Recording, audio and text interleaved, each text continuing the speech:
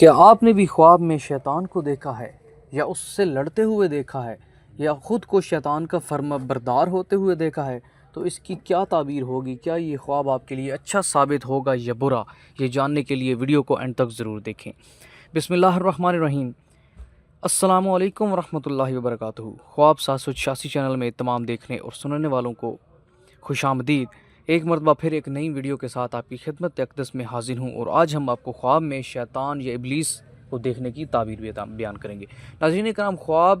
نبوت کا 46واں حصہ ہے۔ یہ نبی علیہ الصلوۃ والسلام کا فرمان ہے، اور یقیناً خواب نبوت جو ہے وہ سب سے اعلیٰ اور افضل کمال ہے نبوت، اور یہی چیز تمام کمالات سے بڑھ کر ہے۔ ناظرین کرام،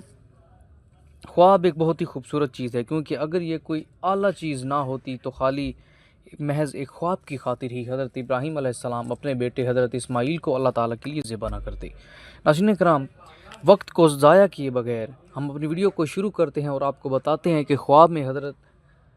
میں ابلیس کو دیکھنے کی کیا تعبیر ہے۔ لیکن یہ شروع کرنے سے پہلے ہم آپ سے درخواست کرتے ہیں کہ اگر ابھی تک آپ نے ہمارے چینل خواب 786 کو سبسکرائب نہیں کیا تو ابھی ویڈیو کے نیچے سبسکرائب کے بٹن پر ضرور کلک کر دیں، تاکہ ہم جب بھی کوئی نئی ویڈیو اپلوڈ کریں تو وہ نوٹیفیکیشن کی صورت میں آپ کے پاس آسانی سے پہنچ سکے۔ ناظرین کرام، یہ تعبیر جس کتاب سے لی جا رہی ہے اس کتاب کا نام ہے تعبیر الرؤیا، جس کے مصنف ہیں علامہ ابن سیرین رحمۃ اللہ علیہ۔ حضرت دانیال علیہ السلام نے فرمایا کہ خواب میں ابلیس کو دیکھنا یہ دشمنی، بددینی، جھوٹ، فریب، بے شرمی، نیکی سے نا امیدی اور لوگوں کو بدی سکھانے اور شر و فساد کی دلیل ہے۔ اگر کوئی شخص خواب میں دیکھے کہ ابلیس کو لڑائی یا جنگ میں مغلوب کر لیا، اس پر غالب آ گیا ہے، تو دلیل ہے کہ اس کا میلان صلاح اور خیر کی طرف ہے، اور اگر دیکھے کہ ابلیس اس پر غالب آ گیا ہے تو دلیل ہے کہ شر اور فساد کی راہ کی طرف وہ بندہ مائل ہوگا، اور اگر خواب میں دیکھے کہ شیطان اس سے باتیں کرتا ہے تو دلیل ہے کہ اس کو راستہ سے پھیرے گا اور اطاعت سے روکے گا، اور اگر کوئی شخص دیکھے کہ ابلیس اس کو نصیحت کرتا ہے اور اس کو وہ نصیحت بھلی معلوم ہوتی ہے تو دلیل ہے کہ اس کے مال اور جسم کو نقصان پہنچے گا، اور اگر دیکھے کہ ابلیس نے اس کا ہاتھ پکڑا اور اس کو کسی جگہ لے گیا اور پھر اس بندے نے خواب میں لا حول ولا قوت الا باللہ العلی العظیم پڑھا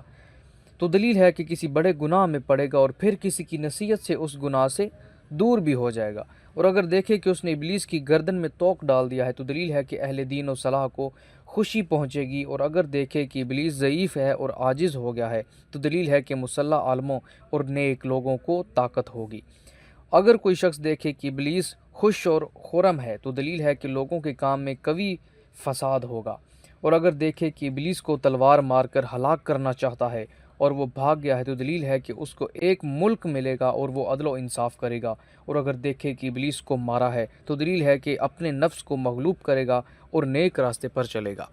تو یہ ہے وہ خواب کی تعبیر۔ اب کیا یہ خواب سچا بھی ہے یا نہیں، یہ جاننے کے لیے میں آپ کو خوابوں کی 3 قسموں کے بارے میں بتانا چاہتا ہوں۔ پہلی قسم کہ خواب اللہ تعالیٰ کی طرف سے ہوتے ہیں۔ ایسے خواب بہت خوبصورت اور نیک خواب ہوتے ہیں، اور ان کی تعبیریں بھی سچی ہوتی ہیں،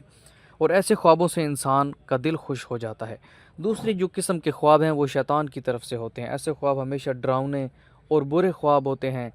جو صرف انسان کو ڈرانے کے لیے یا پھر اللہ سے دور کرنے کے لیے شیطان آپ کو دکھاتا ہے۔ ایسے خوابوں کی کوئی تعبیر نہیں ہوتی، اور نہ ہی آپ نے ایسے خوابوں کو کسی اپنے دوست عزیز سے شیئر کرنا ہے، اس سے کسی کو نہیں بتانا، اور اگر کسی کو یہ خواب آ جائے تو وہ اعوذ باللہ من شر شیطان و شر ہا پڑھے اور پھر کروٹ کو بدل کر سو جائے، پھر انشاءاللہ وہ برے خواب کا اثر زائل ہو جائے گا۔ تیسرے خواب ایسے ہوتے ہیں جو ہمارے اپنے دماغ کے بنائے ہوئے خواب ہوتے ہیں، جو ہم سارا دن سوچتے ہیں، کوئی پریشانی ہے یا کوئی خوشی ہے، جو ہم سارا دن کی ایکٹیویٹیز ہمارے ذہن میں چلتی ہیں، رات کو وہی چیزیں ہمیں خواب میں نظر آتی ہیں، تو ایسے خوابوں کی بھی کوئی تعبیر نہیں ہوتی، یہ محض ہمارے اپنے دماغ کے بنائے ہوئے جھوٹے خواب ہوتے ہیں۔